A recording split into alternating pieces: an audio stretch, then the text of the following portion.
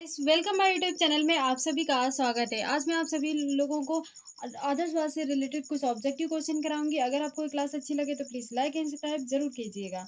तो आज का फर्स्ट क्वेश्चन आपका है, आदर्शवाद किस दर्शन में आता है? जो आपका आदर्शवाद है ये किस दर्शन में आता है? आपका पाश्चात्य दर्शन में आता है या आपका भारतीय दर्शन में आता है? तो आपका जो आदर्शवाद है वो किस दर्शन में आता है? तो इसका राइट आंसर आपका है पाश्चात्य दर्शन में।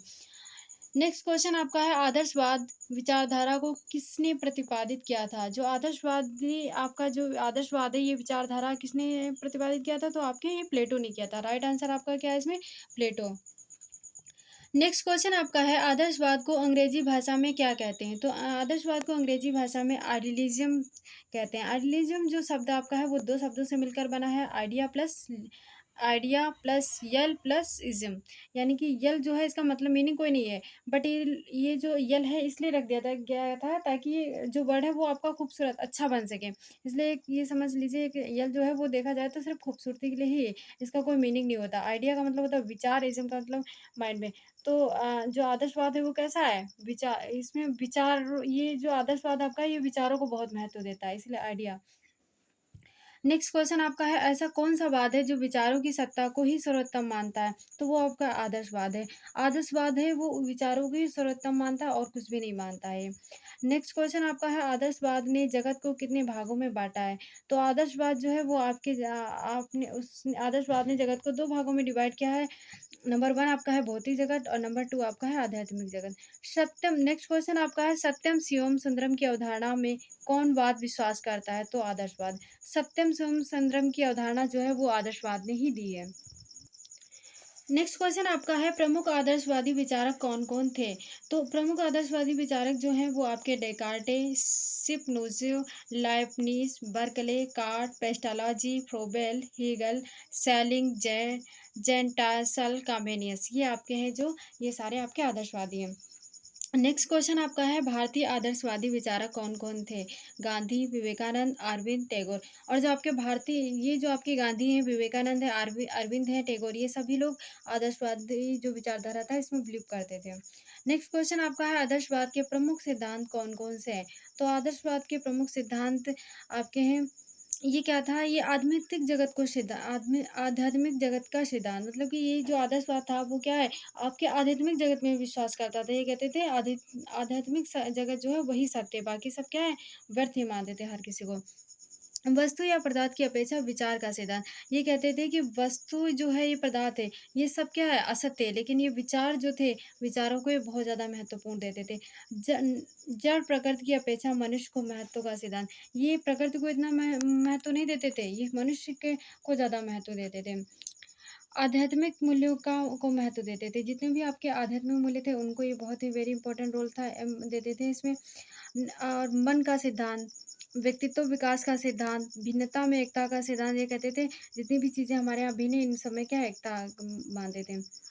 नेक्स्ट क्वेश्चन आपका है, ऐसा कौन सा वाद है जो द्रव्य से अधिक मस्तिष्क को महत्व दिया है? तो वो आदर्श है। ये क्या है, द्रव्य को कम मानता है बट मस्तिष्क को सबसे ज़्यादा महत्व देता है। नेक्स्ट क्वेश्चन आपका है, आदर्शवाद के अनुसार शिक्षा का उद्देश्य क्या है? तो बालक अपने आत्म तत्व की को परमात्मा में विलीन कर सके। आदर्शवाद क्या कहते थे कि शिक्षा ऐसी दो बालक को कि वो अपनी आत्मा को परमात्मा में क्या है, विलीन कर सके। नेक्स्ट क्वेश्चन आपका है कि आदर्शवाद के अनुसार पाठ्यक्रम कैसा होना चाहिए? तो प्लेटो के अनुसार ये कहते थे कि प्लेटो कहते थे कि आपका पाठ्यक्रम कैसा होना चाहिए, बौद्धिक, मतलब कि भाषा, साहित्य, इतिहास, भूगोल, इन सब चीज़ों का नॉलेज एक बच्चे को कराना चाहिए। कलात्मक, कला, काव्य, नैतिक, धर्म, आचार शास्त्र, ये सारी एजुकेशन की बात प्लेटो करते हैं। रास जो थे वो कहते थे कि ये रास जो थे वो कहते थे शारीरिक शिक्षा बालक को देनी चाहिए, जैसे कला, कौशल, स्वास्थ्य, विज्ञान, व्यायाम। और ये आपके बौद्धिक और सौंदर्यात्मक, यानी कि बौद्धिक में ये भी वही बात करते थे कि साहित्य, भाषा, विज्ञान, गणित, इतिहास, और सौंदर्यात्मक में ललित कला वगैरह की शिक्षा देने की बात ही करते थे। आध्यात्मिक, धार्मिक, धर्म और नैतिक नीति से हार्वर्ड जो आपके थे वो कहते थे कि पाठ्यक्रम कैसा होना चाहिए, मुख्य विषय क्या कौन कौन से मानते थे, संगीत, साहित्य, कविता, कला। गौड़ विषय इनके थे गणित, विज्ञान, भूगोल। ये मतलब कि गणित और विज्ञान जो भूगोल थे ये हर्बर्ट कहते थे, ये गौड़ विषय मानते थे। नेक्स्ट क्वेश्चन आपका है प्रश्न विधि की खोज किसने की थी? तो प्रश्न विधि की खोज जो आपके है वो सुकरात ने की थी। नेक्स्ट क्वेश्चन आपका है संवाद विधि की खोज किसने की थी? तो संवाद विधि जो आपकी है वो प्लेटो ने इसकी खोज की थी। कुछ आपकी शिक्षण विधियाँ और उनके आविष्कार इनको किसने खोजा है उनके ये नाम है इधर।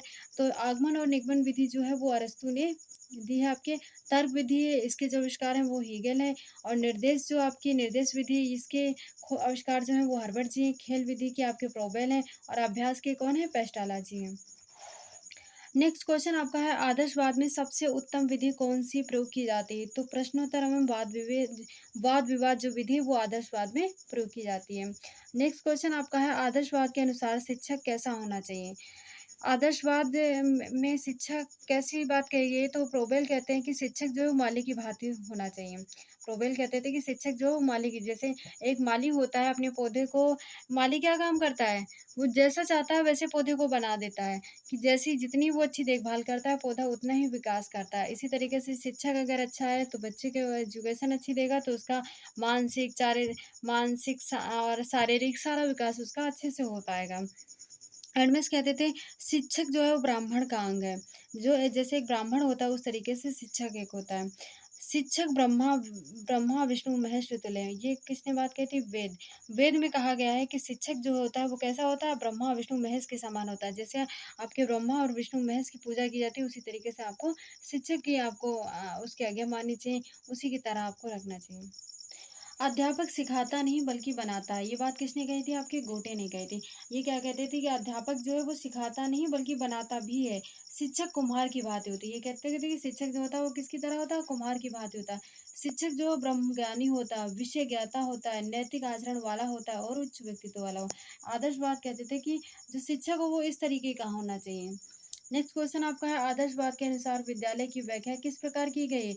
विद्यालय जो है वो उद्यान की भांति होना चाहिए। ये कहते थे विद्यालय ऐसा नहीं हो जाना चाहिए जिसमें सिर्फ बिल्डिंग ही हो बाकी कोई गार्डन वगैरह ना हो। तो ये कहते थे विद्यालय जो है उसमें कम से कम आपके होना चाहिए। आश्रम व्यवस्था रूपी विद्यालय। और ये कहते थे जैसे हमारे वैदिक काल में जिस तरीके से हमारे आश्रम व्यवस्था चलती थी उसी तरीके से हमारे स्कूल होने चाहिए। सुरम्य एकांत वातावरण में हो। और ये कहते थे कि जो विद्यालय हो वो ऐसी जगह पे होनी चाहिए जहाँ कोई आवाज़ और गाँव से बिल्कुल दूर, शहर से दूर होने चाहिए। एकदम शांत एकांत जगह पे होना चाहिए।